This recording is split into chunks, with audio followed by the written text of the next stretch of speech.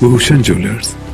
IGMC के 31 सुरक्षा कर्मियों को नौकरी से निकालने के खिलाफ सुरक्षा कर्मियों ने सिट्टू के बैनर तले डीसी ऑफिस शिमला के बाहर जोरदार प्रदर्शन किया। उन्होंने चेतावनी दी कि अगर नौकरी से निकाले गए कर्मियों को वापस नौकरी पर न लिया तो आंदोलन तेज होगा। सिट्टू प्रदेशाध्यक्ष विजेंद्र मेहरा ने कहा कि 31 सुरक्षा कर्मियों को नौकरी से बाहर निकालने का निर्णय गैर कानूनी है और इसे तुरंत वापस लिया जाए। अगर ऐसा ना किया गया तो कल से आईजीएमसी में जोरदार प्रदर्शन और हड़ताल होगी। उन्होंने कहा कि आईजीएमसी में सुरक्षा कर्मियों की मानसिक रूप से प्रताड़ित किया जा रहा है। ठेकेदार बदलने पर उन्हें नौकरी से निकाला जा रहा है, जो कि यूनियन से आईजीएमसी प्रबंधन द्वारा किए गए समझौते व औद्योगिक विवाद अधिनियम की धारा 25H का खुला उल्लंघन है। आईजीएमसी प्रबंधन भी नए ठेकेदार के साथ मिलकर श्रम कानूनों की खुली अवहेलना कर रहा है। पिछले कई वर्षों से कार्यरत सुरक्षा कर्मियों की पुनर्नियुक्ति में श्रम कानूनों का उल्लंघन किया जा रहा है। औद्योगिक विवाद अधिनियम 1947 की धारा 25H की धज्जियां उड़ाई जा रही है। नए आउटसोर्स कंपनी द्वारा जो शपथ पत्र सुरक्षा कर्मियों से लिया जा रहा है, उसमें अनुचित श्रम व्यवहार किया जा रहा है। उन्होंने चेताया है कि अगर सभी सुरक्षा कर्मियों की पुनर्नियुक्ति न की गई तो कल से आईजीएमसी के बाहर धरना प्रदर्शन किया जाएगा और इसका जिम्मेदार प्रशासन होगा। पिछले 3 दिनों से जो है लगातार आईजीएमसी के अंदर एक संघर्ष चल रहा है। आईजीएमसी के अंदर पिछले 14 सालों से जो सिक्योरिटी के कर्मचारी काम कर रहे हैं,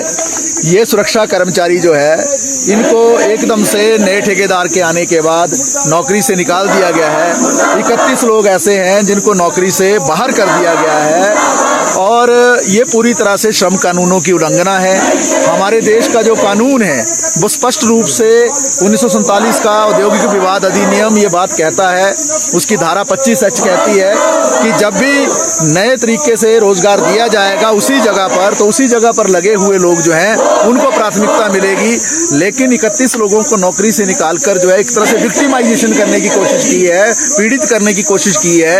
ये वो सभी 31 लोग वो है जो वहाँ पर यूनियन का नेतृत्व करते हैं, यूनियन को चलाते हैं। हमारे देश में अंग्रेजों के ज़माने में 1926 में यूनियन बनाने का अधिकार मिला और उस कानून में स्पष्ट है कि कोई भी मजदूर अपनी मांगों को लेकर यूनियन बना सकता है। हम कहना ये चाहते हैं कि आईजीएमसी के अंदर ये पूरी एक जो है साजिश चल रही है, जहाँ पर जो प्रभावशाली लोग हैं वो एक तरफ जो है अपने चहेते लोगों को जो है वो रोजगार में लाना चाहते हैं, पुराने लोगों को नौकरी से बाहर करना चाहते हैं। हमने इस संदर्भ में जो है जो शिमला के एसपी हैं उनसे भी कल बातचीत की थी और हस्तक्षेप की मांग की है। हमने डीसी से भी हस्तक्षेप की मांग की है, क्योंकि आईजीएमसी हिमाचल प्रदेश का सबसे बड़ा अस्पताल है। यहाँ पर अगर कोई ऐसा वातावरण बनता है जहाँ पर आंदोलन का, तो उसके लिए पूरी तरह से जो प्रशासन जिम्मेवार रहेगा, क्योंकि मेडिकल सुपरिटेंडेंट और डिप्टी एमएस या प्रिंसिपल ये कहकर पल्ला नहीं झाड़ सकते हैं कि ये कंपनी का मसला है, कंपनी जिस मर्जी को रख सकती है, उनकी मनमर्जी चलेगी। देश का कानून ये भी कहता है कि जो प्रमुख नियोक्ता है, प्रमुख नियोक्ता मतलब असली मालिक जिसने ठेका दिया है यानी आईजीएमसी का प्रबंधन,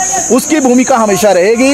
वो अपने कानून अपने नियम दायरे के तहत जो है उसको सारी प्रक्रिया चलानी पड़ेगी। हम ये भी कहना चाह रहे हैं कि ये जो कंपनी आई है 1 लाख टर्नओवर लेकर ये कंपनी आ गई। पहले जब ठेका करने की बात हो रही थी तो 25 करोड़ रुपया जो है मार्जिन अमाउंट ये बात की जा रही थी, लेकिन आज ये company shop and commercial act में इसका रजिस्ट्रेशन कब हुआ किसको मालूम नहीं है। लेबर लाइसेंस इसने कब लिया किसी को मालूम नहीं है। 2 साल पहले ये कंपनी बनी, कोई बड़ा काम इसने किया नहीं। अचानक से इतना बड़ा काम 4 करोड़ रुपए का 1 साल का काम जो इस कंपनी को दे दिया गया। तो पूरा एक जो है साजिश जो है आईजीएमसी के अंदर चल रही है, जहां जो प्रभावशाली लोगों को फायदा देने के लिए मजदूरों को बलि का बकरा बनाया जा रहा है। तो इसलिए हम ये चेतावनी देना चाहते हैं, क्योंकि 2 दिन छुट्टी थी तो इन छुट्टियों के दिनों में हमने डीसी ऑफिस में प्रदर्शन किया, लेकिन कल से जब अस्पताल विधिवत रूप से चलेगा तो निश्चित तौर से आंदोलन का केंद्र जो आईजीएमसी की ओर शिफ्ट हो जाएगा।